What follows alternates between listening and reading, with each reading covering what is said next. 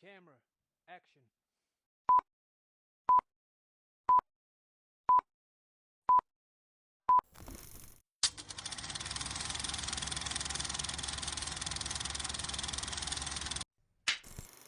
Hey everybody, welcome back to another review, and today we're going to be talking about the newest chapter in the Insidious franchise, Insidious Out of the Further. So this movie pretty much follows a mom who is living in her childhood home with her daughter, and she discovers that she can travel into the Further, but as she goes into the Further, she discovers that things that are in there or entities that are in there she can bring back into the real world with her. So this is the sixth film in the Insidious franchise, and you come to a point where you're like, is there anything else they can do? And I wasn't really the biggest fan of the last two. I thought The Red Door was more of a family drama with some horror elements into it, and with the what was it, The Last Key or the Skeleton Key, whatever it was called. I thought that one had some creepy moments, but it just wasn't my favorite. So when this one was coming out, I was like, what are they going to do with this? So I have to say, I was actually pleasantly surprised. So starting off with some of the positives that I enjoyed about this movie, one being is I really like the fact that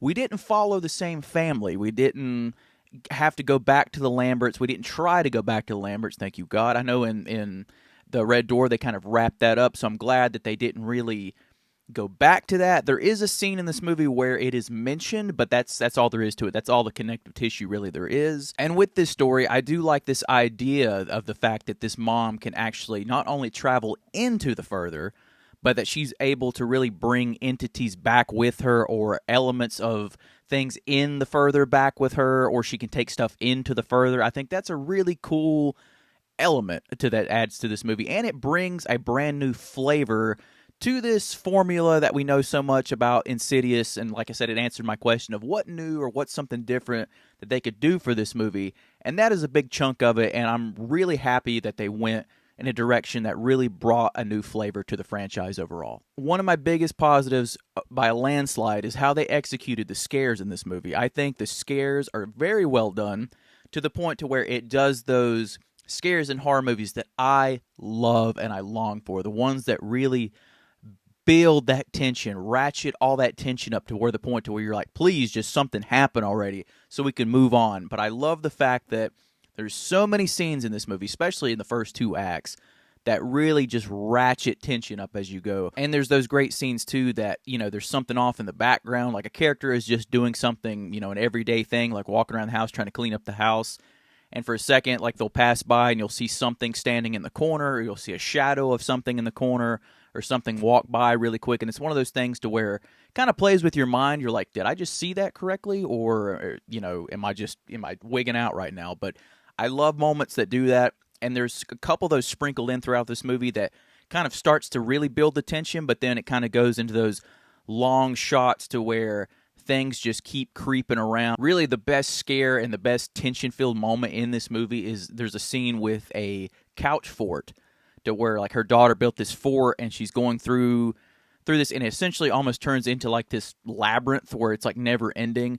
Great scenes of tension because of the way that she's going through, and you have these extremely dark corners all around it, and the way that the camera moves doing these quick pans around. It just creates so much dread and tension. And really the way that you see the entities in this little couch fort thing, it's so simplistic the way that they kind of come in and out of frame, but it's so effective and creepy, and really just, it goes way past that tension point to where you're like, okay, whatever's going to happen, I need it to happen now so I can breathe for a second.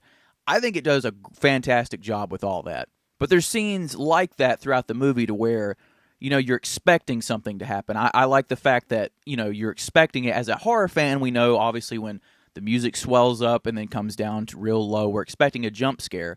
But there are multiple times in this movie where they really, kind of avert your expectations, and that happens. And then you're just sitting with silence. And you don't know where the scare is going to come from, or what's going to happen with what scare, or what, you don't know what you're going to see. So they do a really great job with that, because there's multiple points in the movie that I was actually shocked at how many times they did it, that it didn't lead up to just this loud boom jump scare and you move on with it. There is a few of those in this movie, but for the most part, it is those long, drawn-out, dreaded sequences that really build that tension, really build that dread.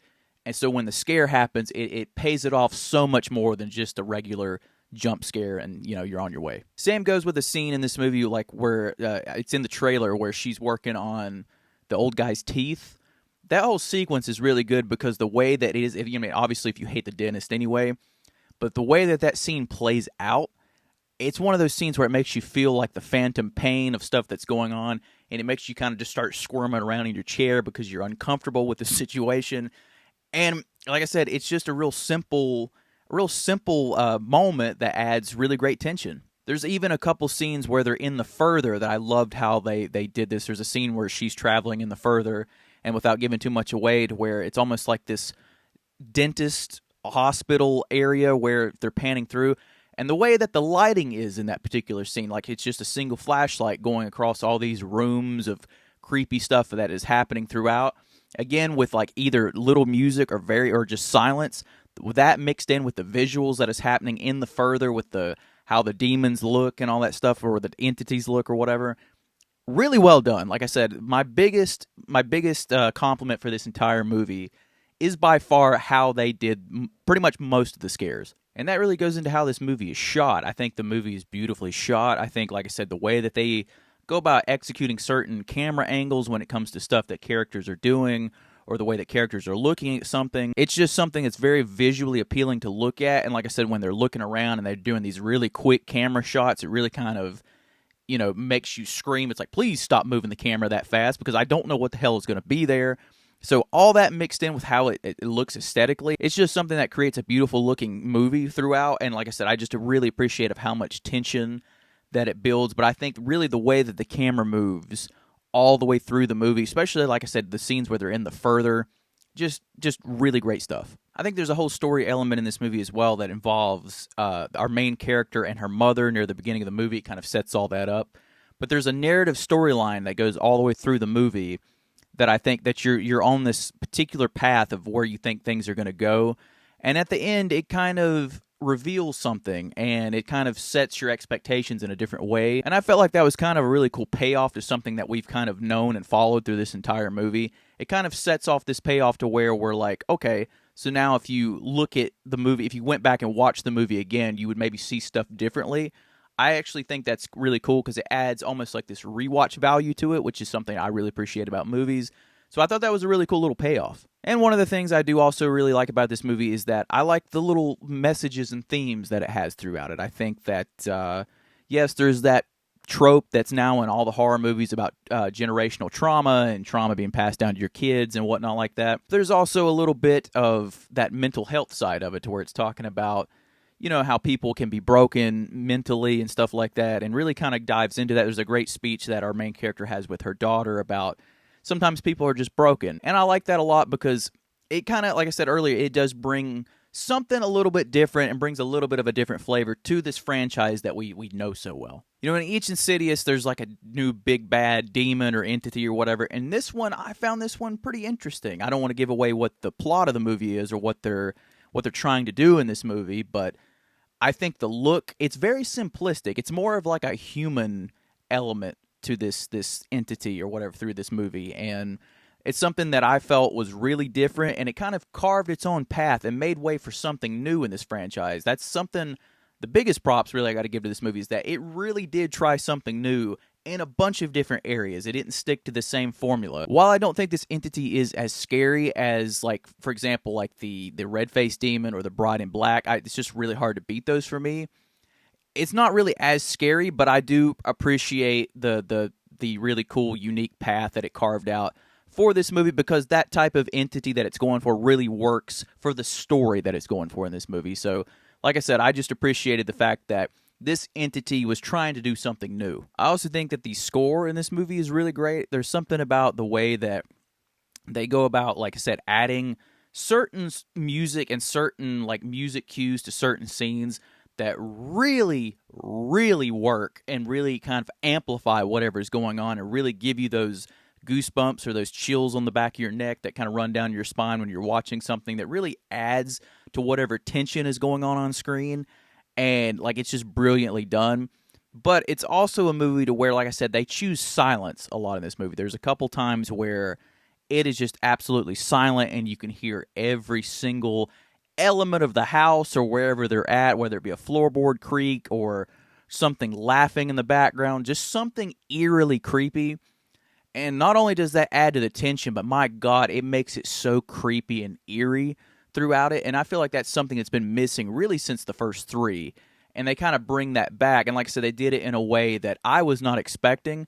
So having that the music mixed in with like the regular sound design and the way that it goes with that, it's just really adds something to the movie that makes it so much more creepy and really brings something to these all the scenes overall that just really make it so much more creepy and really make all the stuff stand out. Now moving on to my mixed elements about the movie, and one being the character of Elise. I think that her character is great, and I think to me they made the same mistake in this Insidious franchise that they did in the Saw franchise, to where I think they killed her character off way too early.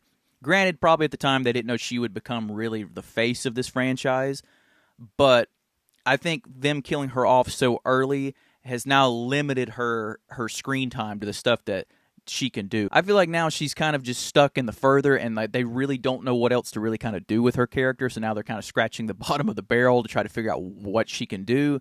And now it's like, yeah, her character's just kind of in the further with, guiding people along, trying to help people in, in and out of the situation that they're in, to where if they would have kept her alive, I think she could have been so much more beneficial to any of these families that are trying to, that are in this situation or whatever. I feel like her character would have shined more in those areas. But, you start to think to yourself, what more can they do with this character? But it's also come to a point to where I don't know if an Insidious movie would be the same without her character. So it's kind of like they're in between a rock and a hard place, to where they're really, if they want to keep this character going, they've really got to figure something out to really make her character, just to give her something more to do than just, be stuck in the further, being like, okay, go this way, okay, we're going to fight this, okay, I'm done. So going forward in the future, I just hope they come up with some kind of idea that kind of gives her a little bit more to do. I just wish they didn't make the mistake of killing her off in the first movie, because I felt like that kind of really cuffed them to this current situation. But hey, we'll see what they can do. My other mixed element about this movie is really the family. Don't get me wrong, I think the family's really good, but they're just not as strong as like the Lambert family or the family from Insidious 3, for example. I felt like you got to know a little bit more about, especially the family in 3 more than you did this one. Yeah, there's a little bit of that trauma stuff that, like I said, is hinted at, but it's not enough to where you really fully are on board with stuff that's going on. Like I said, I really like this family. Obviously, I didn't want anything to come to harm to the mom or the kid or anything like that, but there's just an element to it to where they just weren't as strong as a family or a unit as, like I said, the Lamberts or the family from 3. And really it's the same with the side characters that are in this movie. They're all just, fine. I mean, there's nothing wrong with them, but none of them really stand out or do anything to really like pop to make a character where you're like, oh, okay, that's cool. I feel like you don't really get that from any of the characters in this movie. I just feel like they are like those characters that you've seen in any kind of horror movie. They're very like stock. They're very, they're just there. And so I just wish there was something a little bit more about them that made them and gave them more of that flair or that pop that kind of the Lamberts had or the family from 3 had. But I mean, you still care about them, but at the end of the day, they're just normal characters. And now moving on to my negatives, I do feel like for the most part, this movie still has elements of like Insidious to it, which is not overly a bad thing, but after 6 movies, you're kind of like, okay, this scene feels like the same thing that we saw in this movie. This scene's another scene that we saw, or it feels the same way that we saw in this movie. So there is elements of that. Like I said, it's not a bad thing because you do want to feel like this is the same movie in the franchise or in this franchise, and I totally understand that. But there are certain elements in this movie to where you're like, okay, this is definitely an Insidious movie. I also believe that there is some scenes near the end of this movie in particular that you really have to kind of turn your brain off and just go along for the ride of it. Like there is some stuff near the end of this movie that will really strain your credibility where you're like, I don't know how you're going to explain that to anybody or how the hell that even happened or how are you really going to really...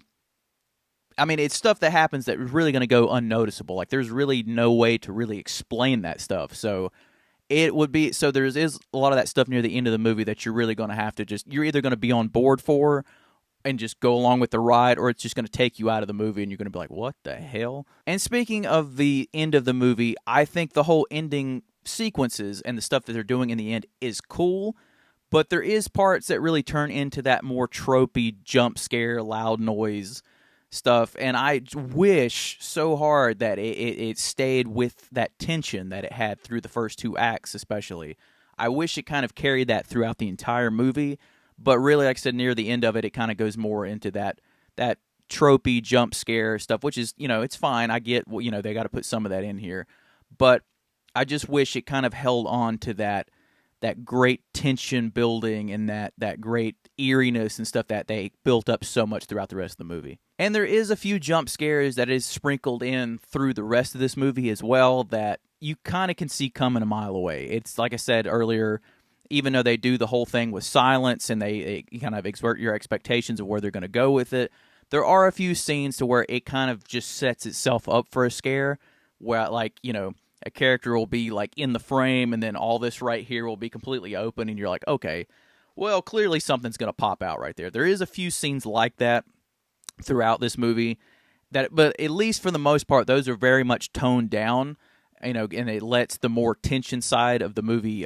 shine more, thank God. But there is those scenes in here, and you're kind of just like, yeah, all right. I said, but you've got such a great thing going on with the tension building. It's like, let's try to stick to that more. But I think for the most part, truly, this is a really solid entry in the Insidious franchise. Like I said, it blows the last 2 out of the water. And at the end of the day, I was really surprised with how much I enjoyed this movie, because when I saw that they were doing another one, I was like, oh, yeah, great. I said, I feel like the well has run dry on this franchise, but if they can do interesting stuff like this, I would be curious to see where they can go in the future. And I know there's supposed to be some kind of spin-off called like an Insidious Tale at one point. I don't know if they're still doing it, but like Mandy Moore was attached to be a part of it. I don't know if that's still happening or if they're still going down that route, if they're just going to kind of just stick to just regular Insidious movies. I don't know what the future holds, but this was a solid one, and if you're a fan of the other movies, I think you'll really enjoy this one, especially if you're a fan of the first 3. If you thought the last 2 was kind of on the weaker side, this one definitely steps it up, and it is a much better story overall than the last 2. So this is one that I would recommend checking out in the theater. It's totally worth your time, and like I said, it does a great job of building tension, and it's cool to see that they have a different entity that is going a different way, and it brings something really kind of fresh and new to this world that I wasn't expecting at all. So that's really cool, but it is just a really fun time at the theater. Thank you, everybody. That is my review for Insidious Out of the Further. If this is the review that you're finding me on, please come over to the channel and check out all my other 2026 reviews so far. I'd love to have you over there. And I'm very curious, what is your favorite Insidious movie out of this entire franchise? It's hard for me to pick, but I love the first one so much, but I love the second one. Something about the second one really got to me. That whole bride in black thing and the whole backstory with that, I thought that was genuinely creepy. Like, there's some really great shots in that, but I also really love the third one, so it's really hard for me to pick. But I think right now I'd have to go with the second one. I love the second one so much, but what is your favorite? I would love to know. Let's talk about it down below. And as always, please remember to like, comment, and subscribe. That way I can see all of you beautiful people in the next one. Thank you so very, very much.